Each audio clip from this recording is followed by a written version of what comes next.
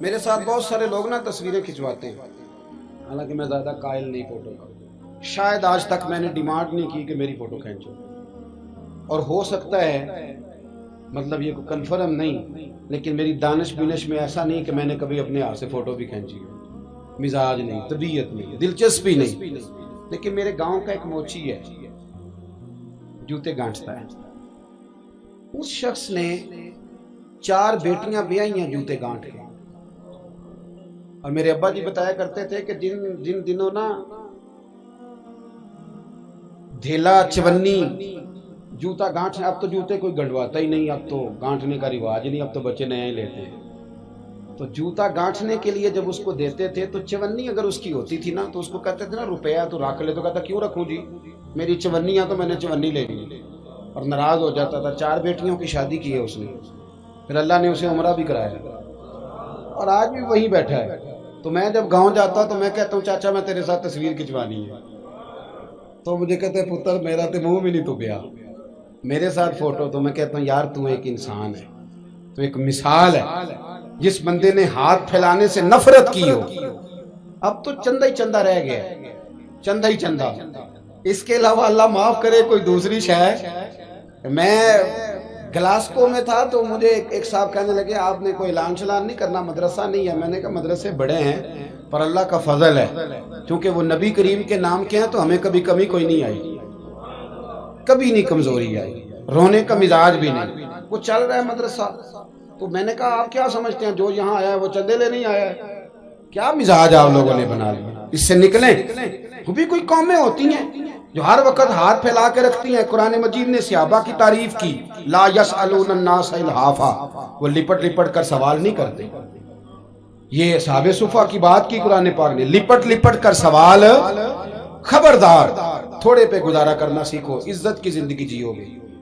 اور نوجوان بالخصوص یاد رکھیں، اگر وقار سے جینا ہے، سر اٹھا کے جینا ہے اور مطمئن زندگی گزارنی ہے تو پھر اس بات پہ راضی ہو جاؤ جو اللہ نے ہمیں عطا کیا ہے۔ پھر تیرا 5 مرلے کا مکان، اگر تو نے فراڈ کا مکان خریدا ہے نا 6 کنال کا، تو اس سے تیرا 5 مرلے کا وقار والا گھر بڑا شاندار۔ عزت کے ساتھ اگر جینا چاہتے ہو، حاتم طائی سے کسی نے کہا تھا کبھی تو نے اپنے سے بڑا سخی بھی دیکھا ہے؟ حاتم طائی کا نام ہے نا آج تک سخاوت میں، اپنے سے بڑا سخی بھی دیکھا ہے؟ اس نے کہا دیکھا ہے۔ کون سا؟ کہنے لگا میں نے ایک دفعہ اپنے سارے شہر کی دعوت پکائی تو میں چہرے پہ نقاب اوڑھ کے نکلا کہ پتہ کروں کوئی آدمی رہ تو نہیں گیا۔ تو جب میں جنگل میں گیا تو میں نے ایک بابے کو لکڑیاں کاٹتے دیکھا۔ سب لوگ اس زمانے کے جتنے پڑھے لکھے شعراء ادیب سب میں نے بلائے، بابا لکڑیاں کاٹ رہا تھا۔ توجہ ہے میری بات پر؟ کہتے میں اس کے قریب گیا، چہرے پہ نقاب تھا، میں نے کہا بابا جی آپ کو نہیں پتا آج حاتم طائی کی دعوت ہے؟ کہنے لگا بیٹے پتہ ہے۔ تو میں نے کہا جانا نہیں؟ تو کہتے بابا نے عجیب جواب دیا، کہنے لگا مجھے نا اپنے ہاتھوں کی کمائی کا چسکا لگ گیا۔ کس کا چسکا؟ ہاں آج کل چسکا یہ ہے کہ کسی کو پارٹی کیسے ڈالنی ہے، کیسے مفت کی روٹی کھانی ہے۔ کس کا چسکا لگ گیا؟ اپنے ہاتھوں کی۔ بولیے۔ میرے نا مدرسے میں ایک لائق بچہ پڑھتا ہے، مالدار گھرانے کا تھا، تو تھوڑی سی نا آپ کو پتہ ہے دوران طالب علمی ہمیں بھی بڑے بہانے آتے تھے تو یہ چیزیں یاد آتی ہیں، تو تھوڑا آگے پیچھے ہوتا تھا۔ مدرسے میں کام ہو رہا تھا تو میں اس کو کھڑکی میں لے کے کھڑا ہو گیا، میں نے کہا بیٹے ایک چیز تجھے دکھانی ہے، جب تیرے سامنے بھنا ہوا گوشت رکھا جاتا ہے تو نخرے کرتا ہے، ادھر بھی آ ایک نظارہ دیکھ۔ مزدور نہ سویرے 2 روٹیوں کے بیچ اچار رکھ کے لاتا ہے، اور جب وہ دوپہر کو کھانے لگتا ہے نا میرے بھائی تو وہ اچار اس کی روٹیوں کو بھی لگ جاتا ہے، پونے کو بھی لگ جاتا ہے۔ لیکن جب دوپہر کا وقت ہوتا ہے تو مٹی سے لتھڑے ہوئے ہاتھ پہلے وہ جا کے ٹوٹی پہ دھوتا ہے، پھر وہ کیا کرتا ہے کہ وہ پانی کا پیالہ خود بھر کے رکھتا ہے۔ توجہ میری بات پہ رکھیں۔ پھر وہ زمین پہ بیٹھتا ہے اور جب وہ پونا کھولتا ہے نا، کبھی اسے کھاتے ہوئے دیکھو، یوں محسوس ہوتا ہے کہ دنیا کی ساری نعمتیں اس کے سامنے پڑی ہوئی ہیں، اور ٹیبل پر بیٹھ کر 22,000 کی روٹی کھانے والے اتنا شکر ادا نہیں کرتے جتنا وہ بندہ شکریہ ادا کرتا ہے۔ یا اللہ تیرا شکر ہے، یا اللہ تیرا شکر ہے۔ اور ان کو لفظ نہیں سیدھے پڑھنے آتے، ویسے بھی لفظ تاثیر سے بنتے ہیں تلفظ سے نہیں۔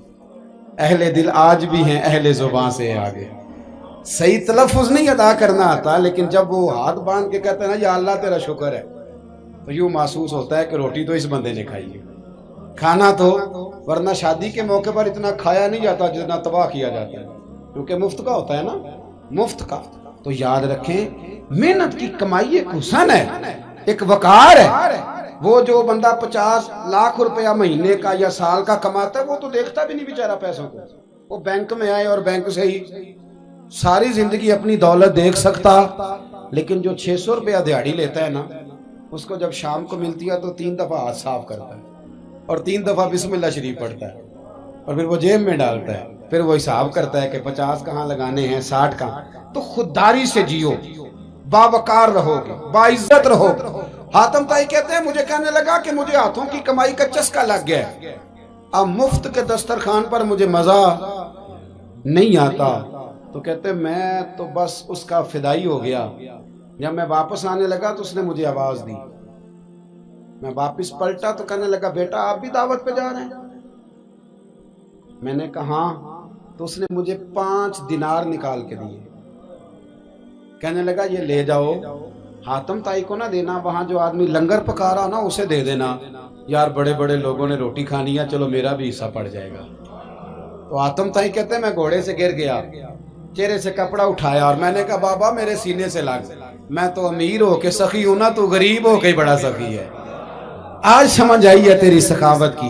پڑھیے نا حدیث پاک، حضرت انس بن مالک کہتے ہیں ایک شخص نے آ کے کہا یا رسول اللہ کچھ دیجئے، حضور مجھے کچھ بولیے. اور میرے محبوب کا دروازہ وہ ہے کہ جہاں سے کبھی کوئی خالی گیا ہی نہیں، حضور کچھ دیجئے. تو نبی کریم علیہ السلام نے آج الگ بات کر دی، فرمایا تیرے پاس کچھ بھی نہیں؟ اس نے کہا حضور میرے گھر میں ایک پیالہ ہے اور ایک کمبل ہے اوڑھنے کا. اتنا غریب کو بندہ اس وقت بیٹھے محفل میں جس کے گھر میں ایک ہی پیالہ ہو.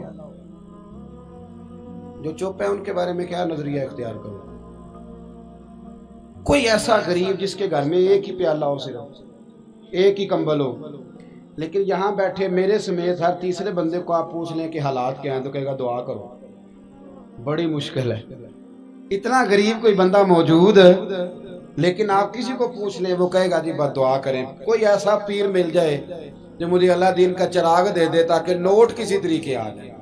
اور وہ نعت خاں جو کہتا ہے کہ کون دیتا ہے دینے کو منہ چاہیے، دینے والا ہے سچا، وہ بھی کہتا ہے پہلے 25,000 دو. کوئی تو سٹیج پہ تو کہہ رہا تھا حضور دیتے ہیں، اور یہاں جب تک تیرے اکاؤنٹ میں نہ جائیں تیرا کام ہی نہیں چلتا. عجیب تماشا ہے نا. ایک صاحب نے بڑی دور سے مجھے فون کیا، کہنے لگے ٹائم دے دیں. میں نے کہا جی میں آ جاؤں گا، فارغ ہوتا ہوں تو آ جایا کرتا ہوں، مسئلہ نہیں ہے، ہم اتنے بڑے لوگ ہی نہیں، آ جائیں گے. کہنے لگا جی آپ بتائیں مطلب اکاؤنٹ نمبر دے دیں. میں نے کہا یار آپ نے غلط جگہ فون کر لیا، میں نے تو بتایا کہ وہ تو بڑے لوگ ہوتے ہیں، تو ہمیں پتہ ہے اپنی حیثیت کا، انشاءاللہ حاضر ہو جائیں گے، آپ سے بات ہوگی. کہنے لگے نہیں آپ کو تو کچھ بتانا ہی پڑے گا، کچھ بتائیں کچھ بتائیں. میں نے کہا کچھ بھی نہیں، میں انشاءاللہ حاضر ہوں گا.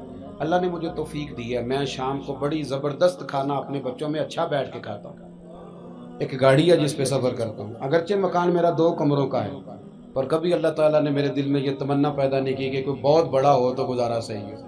میں بڑی اطمینان بخش زندگی گزارتا ہوں، تو میں آ جاؤں گا. کہنے لگے نہیں تہاڈی مہربانی کچھ دسو. میں کہا 3 کروڑ روپیہ دے چا.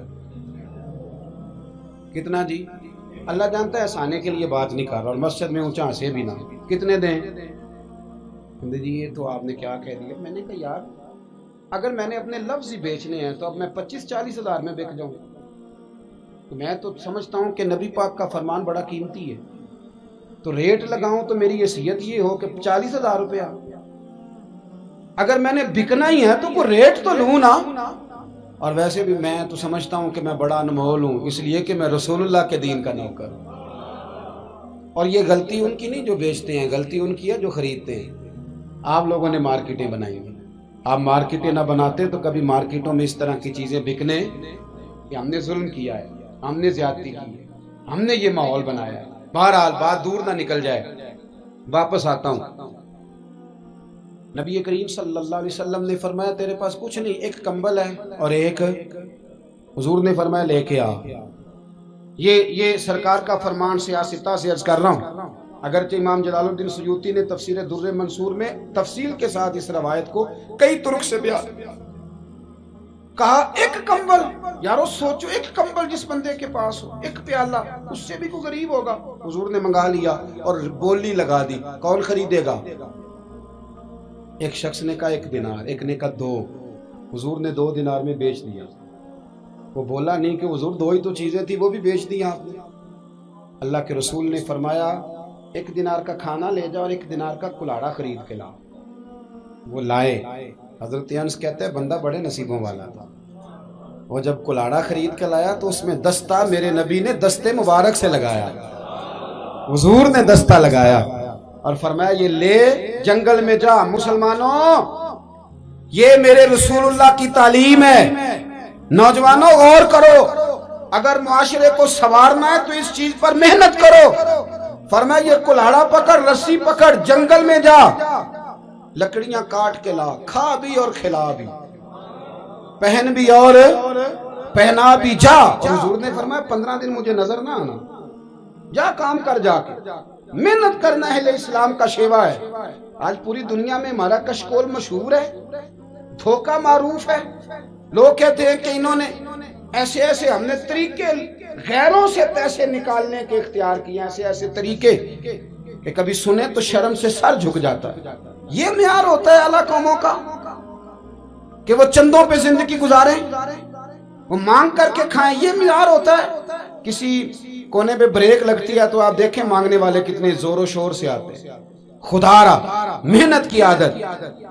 وہ صحابی چلے گئے، 15 دن کے بعد آئے، یہ لفظ امام سیوطی نے لکھے ہیں۔ 15 دنوں کے بعد آئے تو حضور نے فرمایا تیرا حال کیا ہے؟ حضرت انس کہتے ہیں مجھے بھی تجسس تھا کہ پتہ تو چلے، تو وہ مسکرائے، عرض کرنے لگے یا رسول اللہ پہلے 1 پیالہ تھا، اب سارے گھر کے برتن بن گئے۔ یا رسول اللہ برکت آپ کی ہے، پہلے 1 کمبل تھا، اب سارے گھر کے بستر بن گئے۔